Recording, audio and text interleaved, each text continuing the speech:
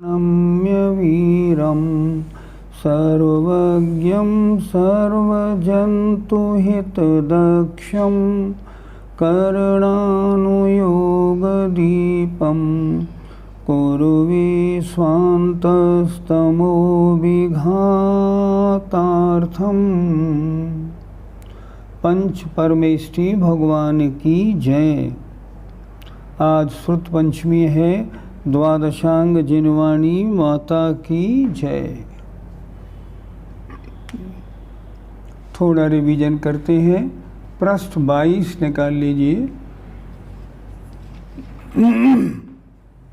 कल 4 संज्ञाओं की चर्चा हुई थी।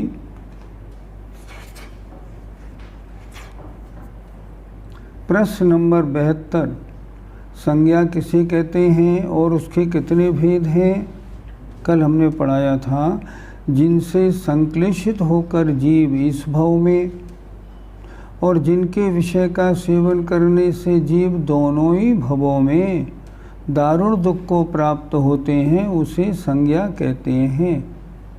अभी तक हमारा संसार भ्रमण इन 4 संज्ञाओं के चक्कर में हुआ है और आज भी हम इनके चक्कर में फंसे हुए हैं और दुखी हो रहे हैं।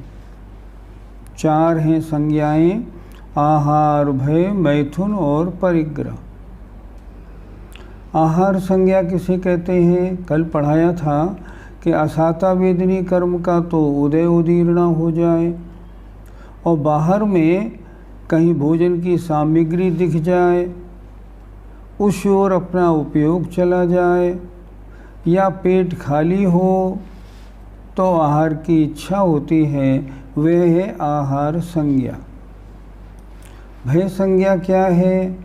अंतरंग में भय लोकशाही की उदीर्णा हो और बाह्य में भय के उत्पन्न करने वाली वस्तु देखने में आ जाए, या पहले देखे हुए भयंकर पदार्थ का स्मरण हो जाए, या अपनी शक्ति तो कम हो और कोई मौका अजब आ जाए, तब जो डर उत्पन्न होता है उसे भय संज्ञा कहते हैं।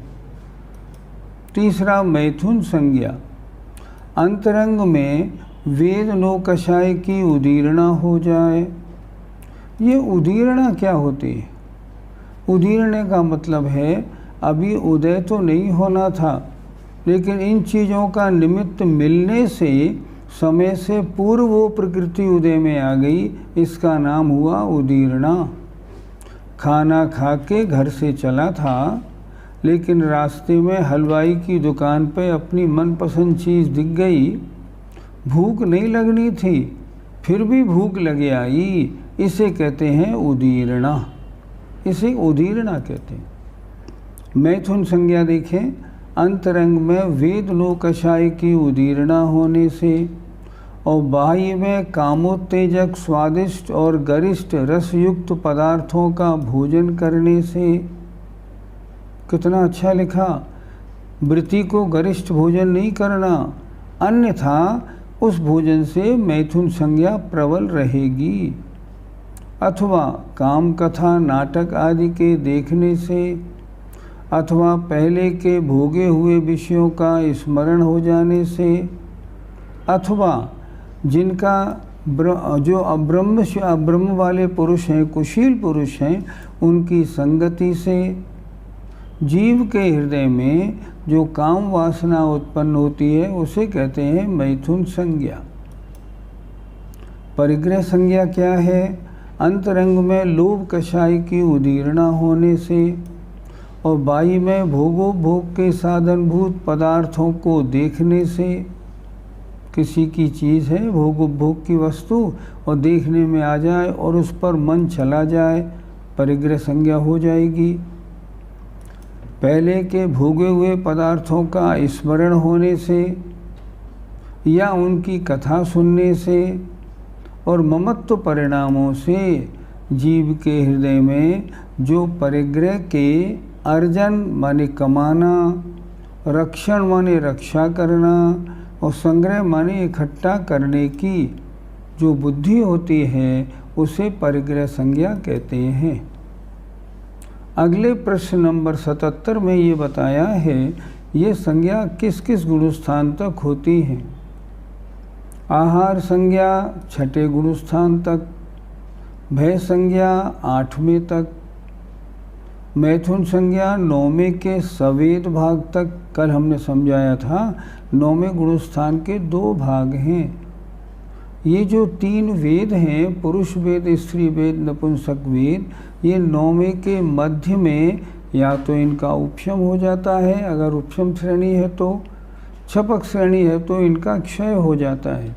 तो ये 9वें गुणस्थान पूरे में नहीं रहते, केवल सवेद जहाँ तक वेद है उसी भाग में रहते हैं। तो लिखा है मैथुन संज्ञा 9वें गुणस्थान के सवेद भाग तक और परिग्रह संज्ञा 10वें गुणस्थान तक होती है। एक बात बहुत अच्छी लिखी आगे, 7वें आदि माने 7, 8, 9, 10 इन गुणस्थानों में जो भय आदि 3 संज्ञाएं बतलाई हैं वे मात्र अंतरंग में उन कर्मों के उदय की अपेक्षा बतलाई हैं, प्रवृत्ति की अपेक्षा नहीं। अर्थात उन मुनिराज की प्रवृत्ति उस तरफ हो जाए ऐसा नहीं देखा जाता। तो क्यों बताई? क्योंकि वहाँ तक उन कर्मों का उदय पाया जाता है, इसलिए कही गई है। यहाँ तक कल पढ़ाई हो गई थी। अब आज नया विषय चलते हैं। बड़ा विषय है ये मार्गणा। प्रश्न नंबर 78, मार्गणा किसे कहते हैं?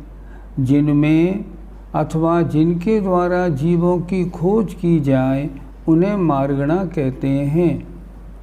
खोज की जाए का मतलब जैसे गति 4 हैं तो ये जीव किस गति का है, ऐसे कषाएं इतनी हैं, इस जीव में इस समय कौन सी कषाएं हैं। इन 14 मार्गणाओं में जीवों की खोज की जाती है, ऐसा है या नहीं है, कैसा है। तो मार्गणा अर्थात जिनमें या जिनके द्वारा जीवों को खोजा जाए, उनमें डिफरेंस निकाला जाए, उन्हें मार्गणा कहते हैं। मार्गणा के कितने भेद हैं? मार्गणा के 14 भेद हैं। गति, इंद्रिय, काय योग, वेद कषाय, ज्ञान संयम, दर्शन लेशा, भव्यत्व सम्यक्त्व, संगी और आहार। अब इन 14 की अपेक्षा हम जीवों की आगे खोज करेंगे। जैसे एग्जाम्पल मान लीजिए हम आप में इन 14 मार्गणाओं की खोज करें तो पहले गति कौन सी है? मनुष्य है। इंद्रिय 5 इंद्रिय जीव हैं। काय कौन सा है? त्रस्काय है। योग कौन सा है? इस समय औदारिक का योग है। वेद कौन सा है? स्त्री वेद या पुरुष वेद जो भी है। कषाय जिस कषाय का उदय है। ज्ञान मति और श्रुत 2 हैं। संयम अगर असंयम है तो असंयम, प्रतिमाधारी है तो संयमा संयम। दर्शन चक्षु और अचक्षु। लेशा अभी स्वाध्याय में है इसलिए पीत लेशा है। भव्यत्व है या नहीं? भव्यत्व तो है, जभी तो धार्मिक कार्य में जुटे पड़े हैं। बड़ी इच्छा है कुछ सीखने की, ये भव्यों में होती है। सम्यक्त कौन सा है? अगर सम्यक दृष्टि है तो क्षायुपशमिक होना चाहिए, नहीं है तो मिथ्यात्व होना चाहिए। संगी है या असंगी? संगी है। आहार है या नहीं? आहारक हैं, आहार करते। ऐसे जीवों को इन 14 मार्गणाओं में खोजा जाता है, इसे कहते हैं मार्गणा। अब आइए प्रश्न नंबर 80 में शांतर मार्गणा और निरंतर मार्गणा किसे कहते हैं और उनके कितने भेद हैं? पहले परिभाषा समझते हैं। जिनमें विच्छेद माने अंतर, अंतर माने गैप,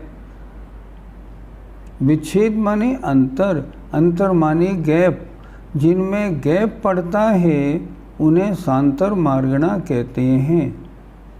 और जिनमें विच्छेद, अंतर अर्थात गैप नहीं पड़ता, उन्हें निरंतर मार्गणा कहते हैं। हम और आप संसारी जीवों के उपर्युक्त 14 मार्गणाओं में से किसी का भी विच्छेद माने गैप नहीं पड़ता है। वे सभी जीवों के सदा ही पाई जाती हैं। किनमें? संसारी जीवों में। अगर सिद्धों के हिसाब से लगाएंगे तो गैप पड़ जाएगा, संसारी में गैप नहीं पड़ेगा। वे सभी जीवों के सदा ही पाई जाती हैं, अतएव उनको निरंतर मार्गणा कहते हैं। अर्थात ये 14 मार्गणा जो हैं ये निरंतर मार्गणा हैं। हर संसारी जीव में इनका कोई ना कोई भेद अवश्य पाया जाएगा। तो क्या कोई ऐसी भी मार्गणा है जिसमें गैप पड़ता हो? अब गैप की बात करते हैं। देखिए, सांतर मार्गणा के 8 भेद हैं। पहला उपशम सम्यक्त, दूसरा सूक्ष्म सांप्राय संयम, आहारक का योग, आहारक मिश्र का योग, वैक्रियक मिश्र का योग, लब्ध पर्याप्तक मनुष्य, सासाधन सम्यक्त और मिश्र गुणस्थान। ये मार्गणाएँ सामान्य से निरंतर में ही गर्भित हैं, परंतु ये इसलिए सांतर मार्गणा है क्योंकि इनमें गैप पड़ता है। क्या मतलब? समझते हैं थोड़ा। सांतर मार्गणा उपशम सम्यक्त अर्थात पूरे 3 लोकों में कभी कोई भी जीव उपशम सम्यक्ति ना हो, ऐसा भी हो सकता है। ध्यान से समझिए। सूक्ष्म सांप्राय संयम कभी पूरे 3 लोकों में, वैसे तो मध्यलोक में ही होगा, मध्यलोक में या मनुष्य लोक में कोई भी जीव सूक्ष्म सांप्राय संयम का धारी ना हो, ऐसा भी हो सकता है। आहारक का योग पूरे मध्यलोक में, मनुष्य लोक में किसी भी जीव के आहारक का योग न हो। कोई भी मुनिराज आहारक शरीर न निकाल रहे हों, ऐसा गैप पड़ सकता है। आहारक मिश्र का योग नहीं हो, ऐसा गैप पड़ सकता है। वैक्रियक मिश्र का योग न हो, ऐसा गैप पड़ सकता है। क्या मतलब? अर्थात कोई भी देव या कोई भी नारकी जन्म लेने के बाद जब तक उसकी शरीर पर्याप्ति पूरी नहीं हुई, तब तक मिश्र का योग है। 3 लोकों में ऐसा समय भी आ सकता है जब वैक्रियक मिश्र का योग वाला कोई भी जीव ना हो। आगे देखें, लब्ध पर्याप्त मनुष्य कभी ऐसा भी समय आता है जो लब्ध पर्याप्तक मनुष्य 3 लोक में हो ही नहीं। सासाधन सम्यक्त कभी 3 लोक में किसी जीव के ना हो। और मिश्र माने तीसरा गुणस्थान। ये मार्गणाएँ सामान्य से निरंतर में गर्भित हैं, परंतु ये सांतर मार्गणा हैं। अब देखिए, सम्यक्त के 3 भेद, औपशमिक सम्यक्त, छायोपशमिक सम्यक्त और क्षायिक सम्यक्त। अब इन्होंने क्या लिखा नंबर 1 में? छायोपशमिक सम्यक्त और क्षायिक सम्यक्त वाले जीव हमेशा होते हैं, परंतु उपशम सम्यक्त वाले जीव 3 लोक में कभी एक भी नहीं हो, कुछ समय तक ये हो सकता है। बहुत समझने की बात है, ध्यान से देखिएगा। सूक्ष्म सांप्राय संयम, सूक्ष्म सांप्राय संयम कभी मनुष्य लोक में किसी भी मुनिराज के ना हो, ऐसा गैप पड़ सकता है।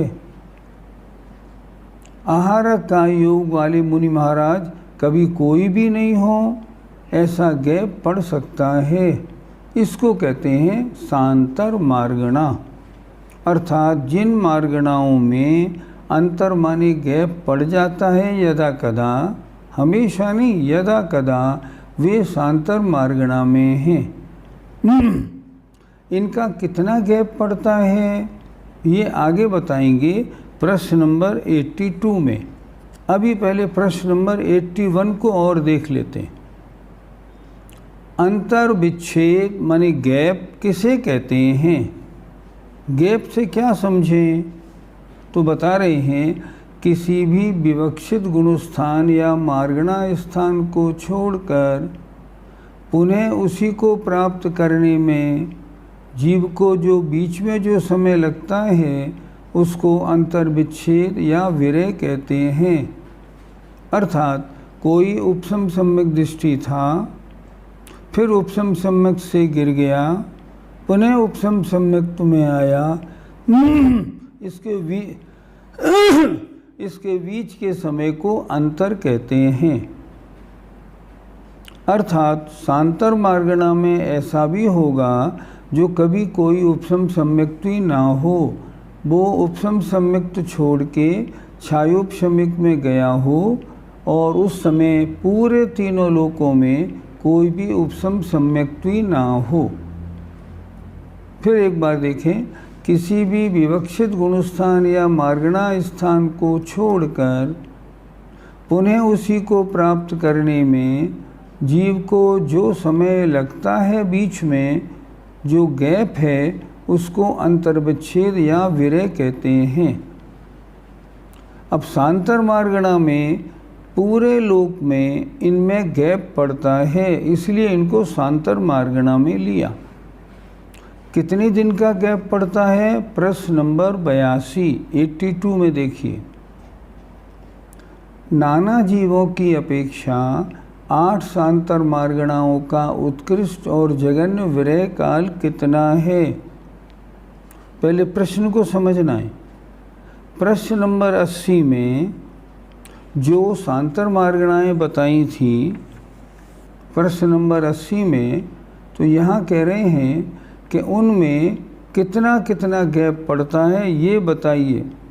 किन की अपेक्षा? नाना जीवों की अपेक्षा। क्या मतलब? उपसम सम्यक्त पूरे 3 लोक में किसी भी जीव के ना हो, ऐसा कितने समय तक गैप पड़ सकता है? प्रश्न नंबर 82 फिर देखिए अच्छी तरह। नाना जीवों की अपेक्षा 8 शांतर मार्गणाओं का उत्कृष्ट और जघन्य विरय काल कितना है? शांतर मार्गणा प्रश्न नंबर 80 में बता दी। अब यहाँ ये कह रहे हैं नाना जीवों की अपेक्षा, अर्थात तीनों लोकों के जीवों की अपेक्षा 8 जो शांतर मार्गणाएं हैं इनमें उत्कृष्ट माने मैक्सिमम पॉसिबल और जघन्य माने मिनिमम कितना गैप पड़ता है ये समझना है। देखिए उत्तर क्या लिखा। नाना जीवों की अपेक्षा उपसम सम्यक्त का उत्कृष्ट विरय काल 7 दिन है। इससे क्या बात बनी? ऐसा हो सकता है 7 दिन तक चारों गति में किसी भी जीव के उपसम सम्यक दर्शन ना हो। अच्छी तरह समझे जरा क्या कह रहे हैं ये। नाना जीवों की अपेक्षा उपसम सम्यक्त का उत्कृष्ट विरय काल 7 दिन, अर्थात 7 दिन तक चारों गतियों में तीनों लोकों में किसी जीव को उपसम सम्यक दर्शन ना हो, ऐसा भी हो सकता है। और देखिए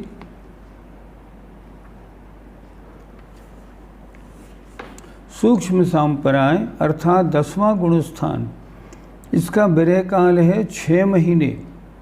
अर्थात 10वें गुणस्थान में अगर कोई भी मुनि ना हो तो कितना गैप पड़ सकता है? पड़ सकता है 6 माह का। अर्थात 6 माह तक कोई भी जीव, कोई भी मुनिराज 10वें गुणस्थान में ना हो। आहारक का योग और आहारक मिश्र का योग का पृथक्त्व वर्ष पृथक्त्व का वर्ष का मतलब होता है 3 से 9 वर्ष के बीच की कोई संख्या। अर्थात ऐसा हो सकता है 8-7 वर्ष तक कोई भी मुनिराज आहारक शरीर ना निकालें। जब आहारक शरीर निकालते हैं तो पहले आहारक मिश्र का योग होता है।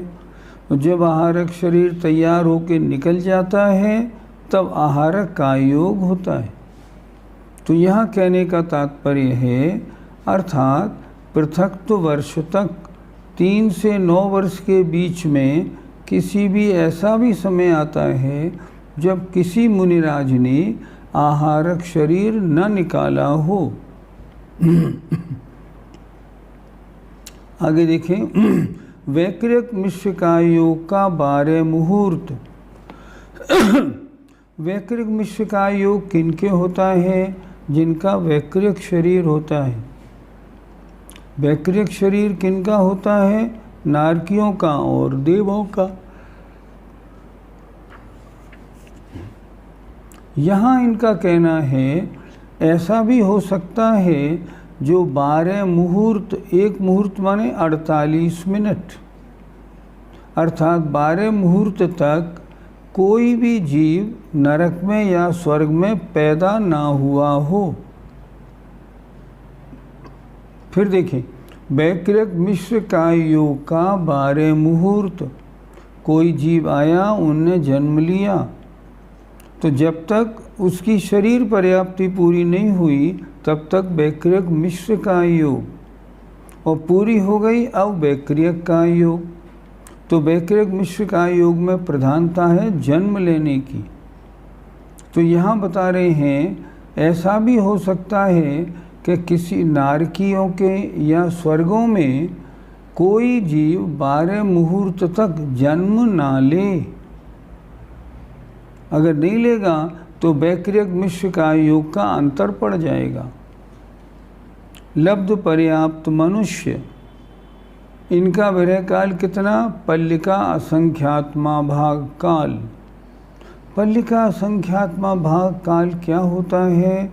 अर्थात असंख्यात वर्ष, करोड़ों वर्ष तक।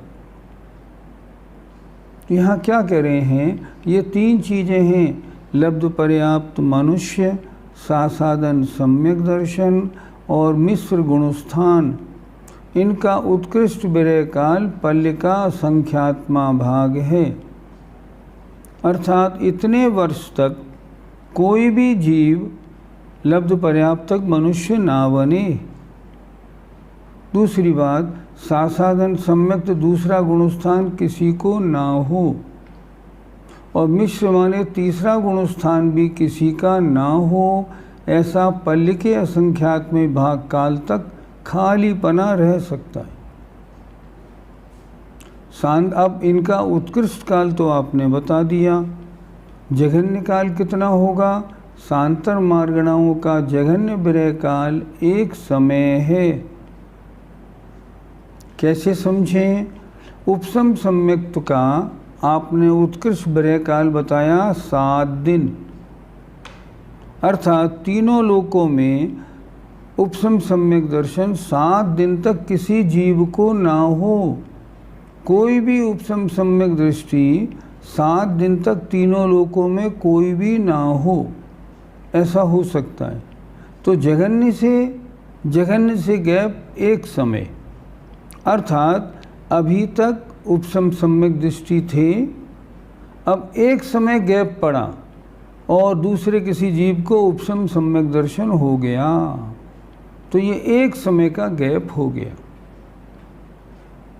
तो जघन्य गैप कितना शांतर मार्गणाओं का? 1 समय। उत्कृष्ट कितना? जितना इनका बताया। एक बार फिर देखते हैं। प्रश्न नंबर 82, नाना जीवों की अपेक्षा 8 शांतर मार्गणाओं का उत्कृष्ट और जघन्य विरह काल कितना है? उत्तर, नाना जीवों की अपेक्षा उपसम सम्यक्त का उत्कृष्ट विरह काल 7 दिन है। अर्थात हो सकता है तीनों लोकों में कोई भी उपशम सम्यक दृष्टि ना हो। कितने समय तक? 7 दिन तक। सूक्ष्म संप्राय का 6 महीना। हो सकता है पूरे लोक में 6 माह तक 10वें गुण स्थान वाला कोई मुनि ना हो। आहारक का योग और आहारक मिश्र का योग का पृथक वर्ष अर्थात 3 से 9 वर्ष के बीच में हो सकता है 5-7 साल तक। वैक्रिय का योग कहाँ पे होता है? आहारक का योग कहाँ होता है? आहारक का योग तो मुनियों के होता है। तो किन्हीं भी मुनि महाराज ने आहारक शरीर न निकाला हो पृथक वर्ष तक। अब वैक्रिक मिश्र का योग अर्थात कोई भी जीव नरक या स्वर्ग में उत्पन्न ना हुआ हो। ऐसा कितने समय तक हो सकता है? 12 मुहूर्त तक। 12 मुहूर्त का मतलब लगभग 9-10 घंटे तक, इतना गैप पड़ सकता है। और लब्ध पर्याप्तक मनुष्य, ये तो पल्लिका असंख्यात्मा भाग, असंख्यात वर्ष तक इनका गैप पड़ सकता है। दूसरे गुणस्थान का, तीसरे गुणस्थान मिश्र का और लब्ध पर्याप्तक मनुष्यों का। इन चीज़ों का इन मार्गणाओं के अनुसार किन किन मार्गणाओं में गैप पड़ सकता है, ये प्रश्न नंबर 82 में बताया। आइए अब आगे बढ़ते हैं। मार्गणाएँ 14 बताई थी। 14 में पहली मार्गणा थी गति मार्गणा। अब गति मार्गणा के अनुसार हम जीवों को कैसे खोजें? सरल विषय। 4 गति होती हैं। जो जीव है वो किसी न किसी गति वाला होता है। अब इस गति का स्वरूप थोड़ा और समझ लेते हैं। देखिए, गति मार्गणा किसे कहते हैं, उसके कितने भेद हैं? गति नाम कर्म के उदय से प्राप्त हुई जीव की अवस्था विशेष को गति कहते हैं। हम और आप मनुष्य हैं। ये अवस्था कैसे मिली? मनुष्य गति नाम कर्म के उदय से मिली। इस तरह गति के 4 भेद हैं, नरक गति, त्रिंच गति, मनुष्य गति और देव गति। आगे देखें प्रश्न नंबर 84। नरक गति का स्वरूप क्या है? आप लोगों का सबका समझा हुआ है, सब पढ़े लिखे हैं, फिर भी एक बार देख लेते हैं। जो द्रव्य क्षेत्र काल भाव में स्वयं तथा परस्पर प्रीति को प्राप्त नहीं होते, उनको नारथ अर्थात नारकी कहते हैं और उनकी गति को नारक या नरक गति कहते हैं। नरक गति का मतलब उस गति में जीव कैसे होते हैं? जो द्रव्य क्षेत्र काल भाव में, किसी भी द्रव्य में, किसी क्षेत्र में, काल में और भाव में स्वयं तथा परस्पर प्रीति को प्राप्त नहीं होते, अर्थात जहाँ 2 नारकियों में कभी दोस्ती नहीं मिलेगी। सही शब्द क्या है? नारत। रत कहते हैं इंटरेस्ट, एक दूसरे से लगाव। जहाँ किसी को किसी से लगाव नहीं होता वो है नरक गति। क्या लिखा? जो द्रव्य क्षेत्र काल भाव में स्वयं तथा परस्पर, अर्थात ना तो स्वयं किसी से दोस्ती बनाते हैं, न किसी के साथ आपस में दोस्ती होती है, उसको प्राप्त नहीं होते, उनको नारत माने नारकी कहते हैं और उनकी गति को नारक गति या नरक गति कहते हैं। नारकियों का निवास, ये नारकी रहते कहाँ हैं?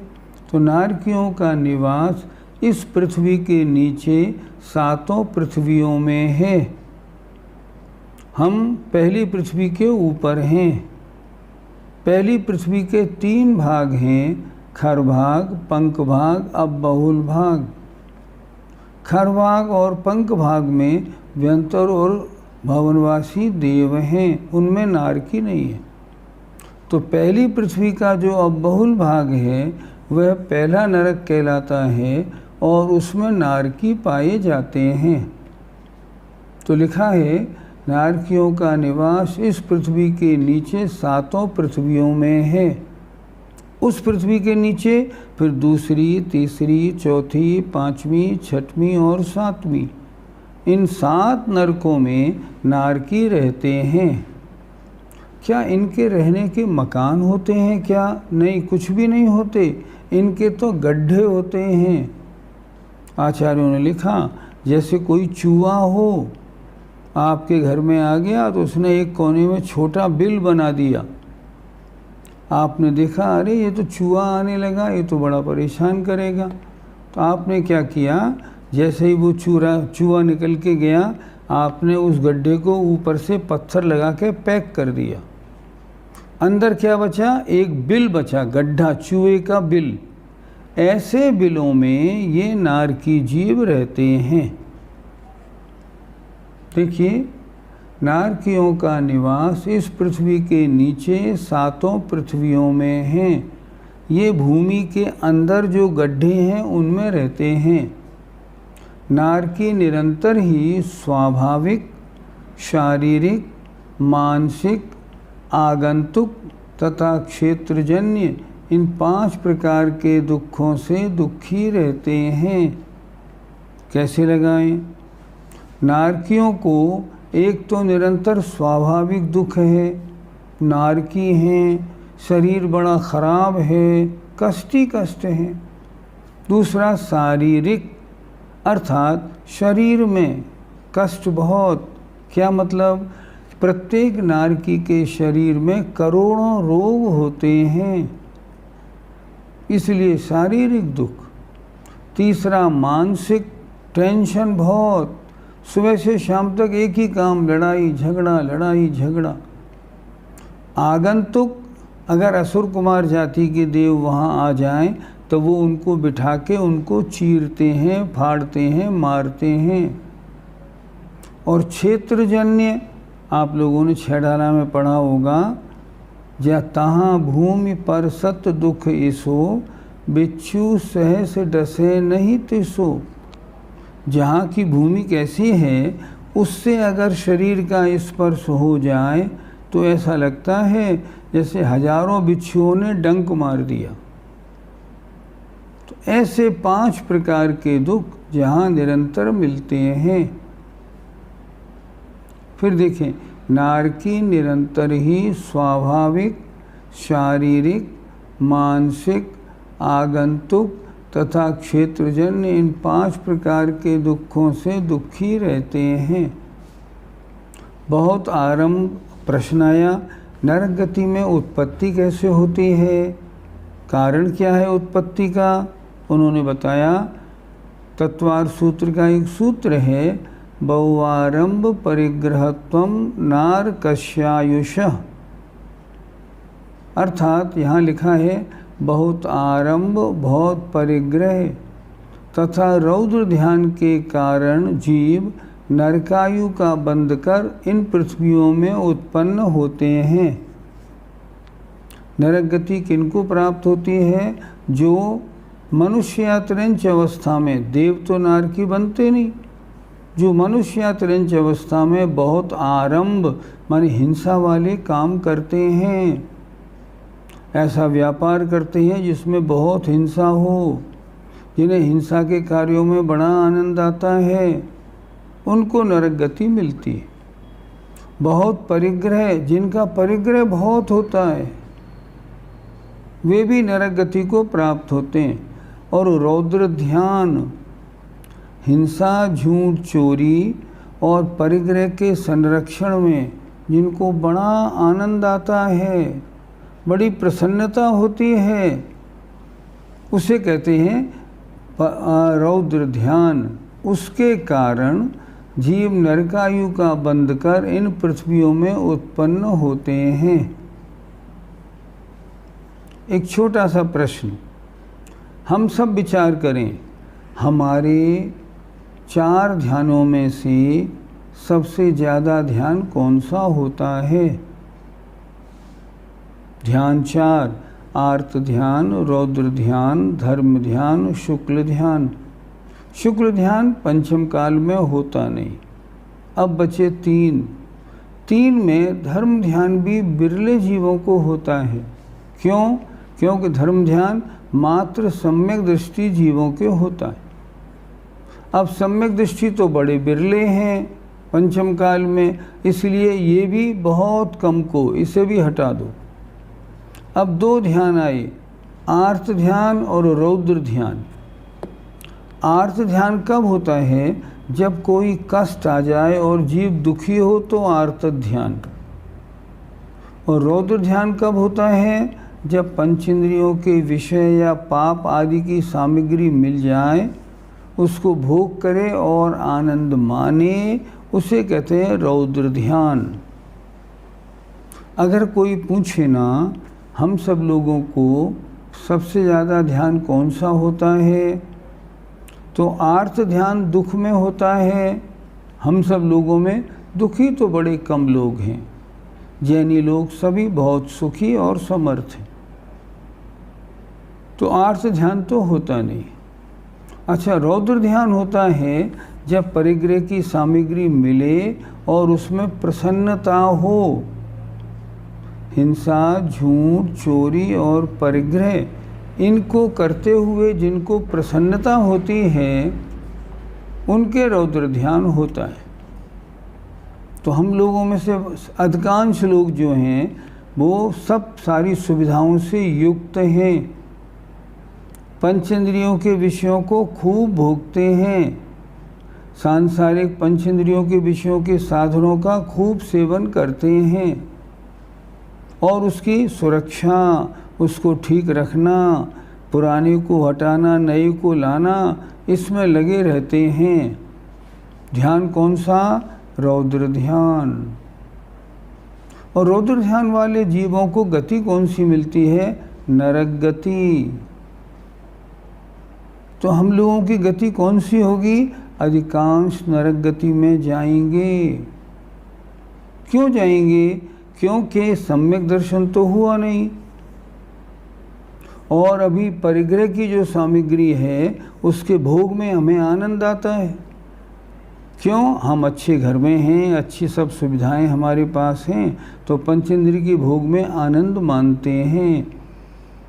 तो आनंद मानने से क्या होगा? रौद्र ध्यान होगा। रौद्र ध्यान वाले नियम से नरक जाते हैं। ये तो आपने बड़ी गलत बात बता दी। फिर कैसे करें? ऐसा करें कि हिंसा, झूठ, चोरी और परिग्रह में, इनके संग्रह में, रक्षण में, इनके कमाने में आनंद का अनुभव ना हो। इन चारों के भोगने में हमें आनंद नहीं आए, तब तो रौद्र ध्यान नहीं होगा। लेकिन अगर आप इन पंचेंद्रियों के विषयों में और आनंद मानेंगे, उन्हें और इकट्ठा करेंगे, तो रौद्र ध्यान, और रौद्र ध्यान वाले जीवों को नरक गति मिलती है। इसलिए इसका बहुत ध्यान रखना चाहिए ताकि नरक गति का कोई चांस न बन जाए। फिर एक बार देख लें जरा। जो द्रव्य क्षेत्र काल भाव में स्वयं तथा परस्पर प्रीति को प्राप्त नहीं होते, ना तो खुद किसी के साथ जुड़ते हैं, ना आपस में दोस्ती बनाते, उनको नारद माने नारकी कहते हैं, और उनकी गति को नारक गति या नरक गति कहते हैं। नारकियों का निवास इस पृथ्वी के नीचे 7 पृथ्वियों में है। नारकी निरंतर ही स्वाभाविक, शारीरिक, मानसिक, आगंतुक तथा क्षेत्रजन्य इन 5 प्रकार के दुखों से दुखी रहते हैं। नारकी तो दुखी, मरना चाहे तो मर नहीं सकते, इसलिए उनको तो दुख है। कैसे मिलती है? बहुत आरंभ और बहुत परिग्रह तथा रौद्र ध्यान के कारण जीव नरकायु का बंध कर इन पृथ्वियों में उत्पन्न होते हैं। किन पृथ्वियों में? हमारे नीचे जो 7 पृथ्वी हैं उनमें। सूत्र दिया ना, रत्न शर्करा बालुका पंक धूम तमो महातम प्रभा भूमयो। इन 7 पृथ्वियों में। ये हुआ नरक गति का स्वरूप। त्रिंच गति का स्वरूप देखते हैं। त्रिंच गति का स्वरूप क्या है? जो मन वचन काय की कुटिलता से युक्त हैं, जिनमें मायाचारी भरी पड़ी है, जिनकी आहार आदि विषयक संज्ञाएं अत्यंत स्पष्ट हैं, जो आहार भय मैथुन परिग्रह सामने ही दिखाई पड़ता है, जो निकृष्ट अज्ञानी हैं, जिन्हें कभी स्वाध्याय तत्व की बात, द्रव्य की बात बिल्कुल नहीं आती, और जिनमें अत्यंत पाप का बाहुल्य पाया जाता है, उनको त्रिंच कहते हैं। और उनकी गति को त्रिंच गति कहते हैं। त्रिंच माने सारा पशु समाज, जानवर जितने सब त्रिंचों में आते हैं। इनके एक इंद्रियादि 5 भेद हैं। 1, 2, 3, 4 और 5 इंद्रिय।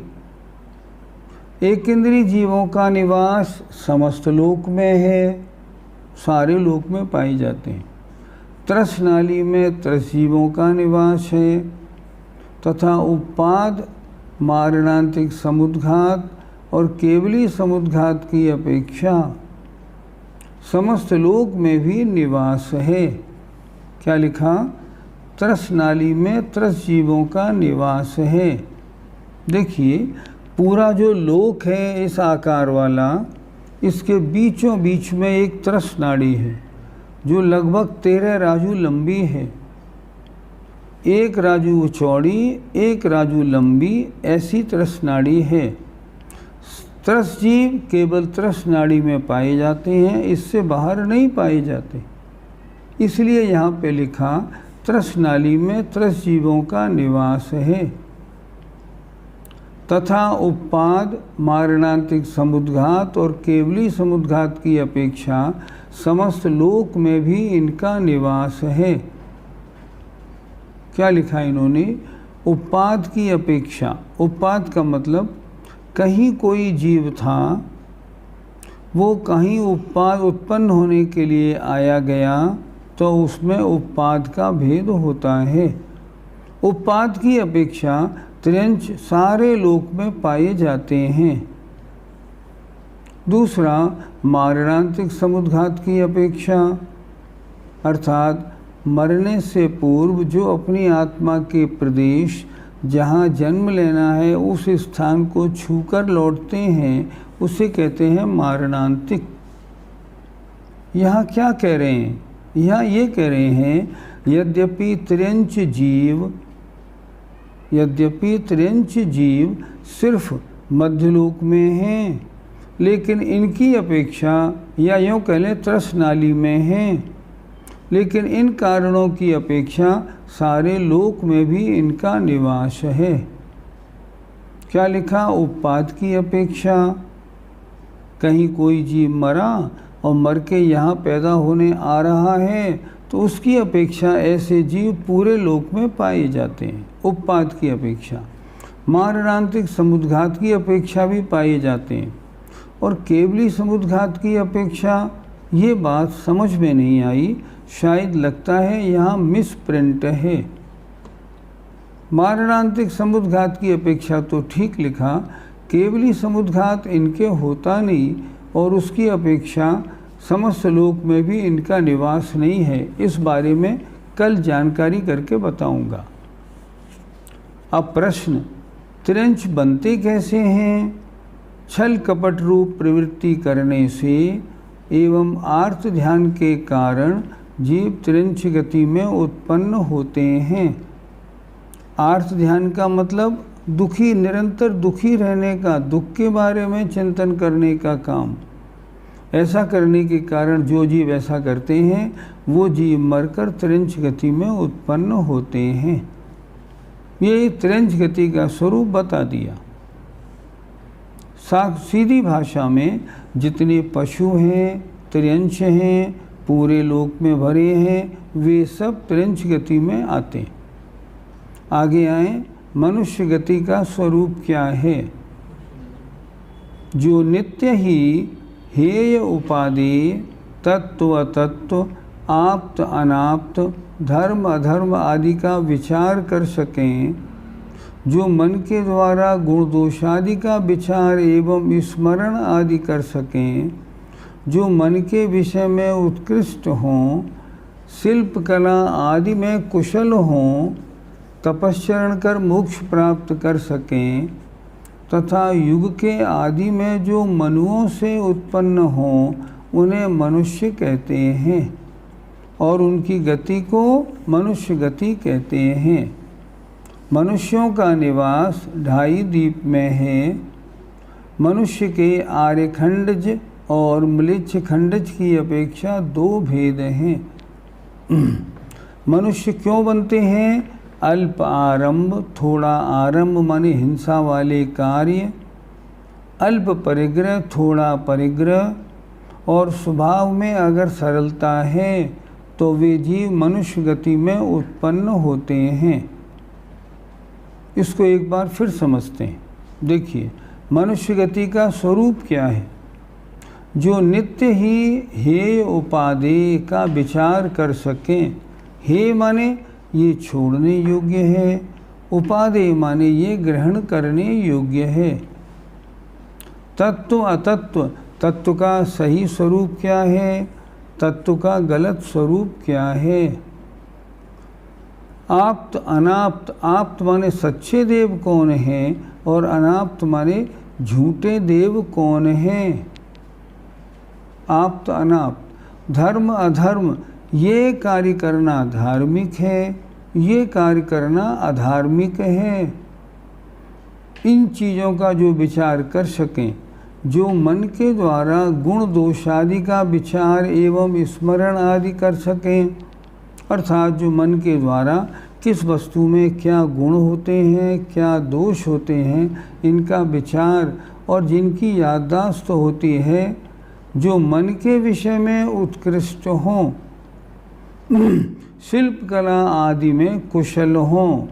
शिल्प कला, पत्थर की मूर्ति आदि बनाना, तपस्चरण कर मोक्ष प्राप्त कर सकें, और युग के आदि में जो मनुओं से उत्पन्न हों उन्हें मनुष्य कहते हैं और उनकी गति को मनुष्य गति कहते हैं।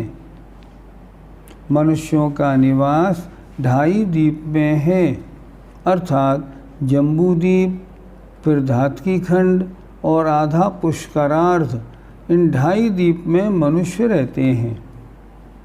मनुष्यों के दो भेद हैं, आर्य खंडज और म्लेच्छ खंडज की अपेक्षा दो भेद हैं। ये क्या हुआ? जम्बू द्वीप में जो भरत क्षेत्र है, उस भरत क्षेत्र के 6 खंड हैं। उन 6 खंडों में नीचे वाले बीच के खंड में तो आर्य लोग रहते हैं और बाकी 5 खंडों में म्लेच्छ रहते हैं। वही बात ये लिख रहे हैं, आर्य खंडज और म्लेच्छ खंडज की अपेक्षा। अब जो 5 म्लेच्छ खंडों में मनुष्य उत्पन्न हुए वे कैसे हैं? म्लेच्छ खंडज। और जो आर्य खंडों में उत्पन्न हुए वे हैं आर्य खंडज। इनकी अपेक्षा मनुष्यों के दो भेद। कैसे मिलती है? अल्प आरंभ, थोड़े हिंसा वाले कार्य किए जाएं, अल्प परिग्रह, परिग्रह भी थोड़ा रखा जाए, और स्वभाव सरल हो तो जीव मनुष्य गति में उत्पन्न होता है। कुछ प्रश्न आए हैं, आइए थोड़ा प्रश्न कर लेते हैं। पहला प्रश्न देखिए, एक इंद्रिय पर्याप्तक के इंद्रिय प्राण गिनते हैं, श्वासोच्छ्वास नहीं। ये बात फिर से बताएं।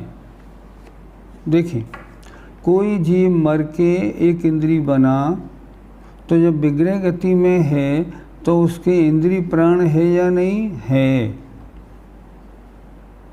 इंद्रिय प्राण है। तो शरीर है या नहीं? नहीं, शरीर अभी नहीं है। अभी तो एक शरीर को छोड़ के नया जन्म लेने के लिए आ रहा है, रास्ते में है। तो रास्ते में होने के कारण अभी उसके पास शरीर नहीं है, औदारिक अपना शरीर नहीं। क्या लिखा? एक इंद्रिय अपर्याप्त तक के इंद्रिय प्राण गिनते हैं। हाँ गिनेंगे बिल्कुल। उसके एक इंद्रिय के कितने प्राण? एक स्पर्शन इंद्रिय, एक कायवल और आयु, और पर्याप्तक है तो श्वासोच्छ्वास, 4 प्राण। अगर अपर्याप्तक है तो 3 प्राण। दिखाओ कहाँ गया वो? पहले वाला निकालो, सबसे ऊपर वाला। अरे हाँ ये तो उस एक इंद्रिय जीव के अभी वो विग्रह गति में है, 3 प्राण तो हैं पर श्वासोच्छ्वास नहीं। अभी जब तक शरीर ही नहीं बना श्वासोच्छ्वास कैसे बनेगा? दूसरा प्रश्न देखते हैं, चलो आगे। 1 मिनट, कौन सा प्रश्न आया? ये लिख रहे हैं आवाज़ नहीं आ रही है। आवाज़ आ रही है, ठीक। आपने बताया था कि वेदक सम्यक वाला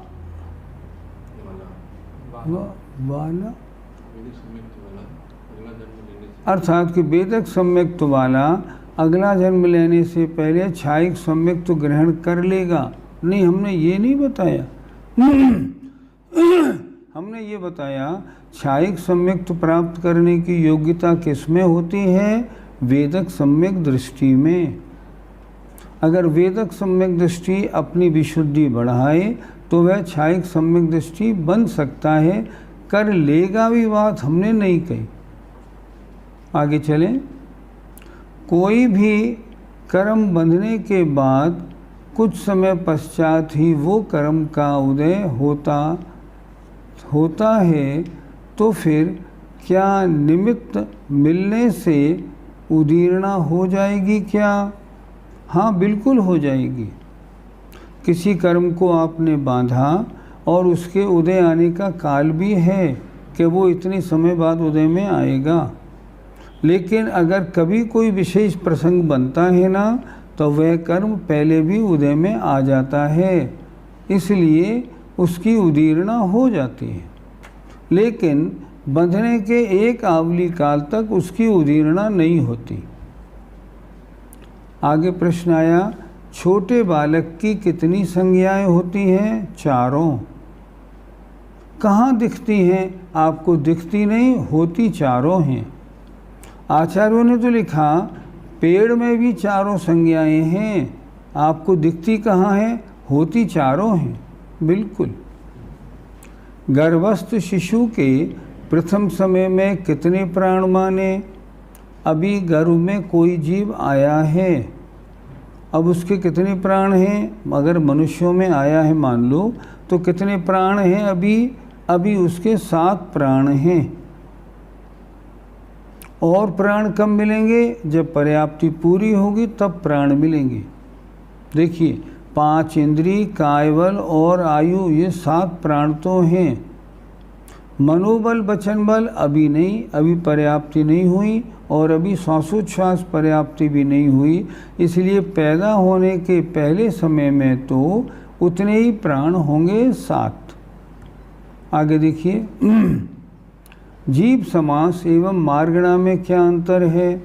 जीव समास जीवों के भेद हैं, और मार्गणाएँ 14 प्रकार की मार्गणाएँ हैं, उन सब के बारे में जानकारी दी गई है। जीव समास में मात्र जीव की है, मार्गणाओं में 14 प्रकार की दी गई है। स्वयं में सम्यक तो कैसे खोजें? हाँ, बड़ा अच्छा सवाल किया आपने, ध्यान से सुनिएगा। 4 गुण आचार्यों ने बताए। पहला गुण प्रशम भाव, आपके कषायों की मंदता है या नहीं। दूसरा संवेग भाव, आपको संसार से डर लगता है या नहीं। अनुकंपा, जीव मात्र पर दया का भाव आप में है या नहीं। और आस्तिक, सच्चे देवशास गुरु 7 तत्व 9 पदार्थ का पक्का श्रद्धान है या नहीं। ईमानदारी से अपने में खोजिए। अगर ये चारों बातें मिल जाएं तो आप सम्यक दृष्टि हैं। और अगर आपको ये चारों बातें दूसरे में देखने को मिल जाएं तो वो भी सम्यक दृष्टि हो सकता है। गारंटी नहीं, अनुमान है, आचार्यों ने ऐसा लिखा है। इससे सम्यक्त को खोजिए।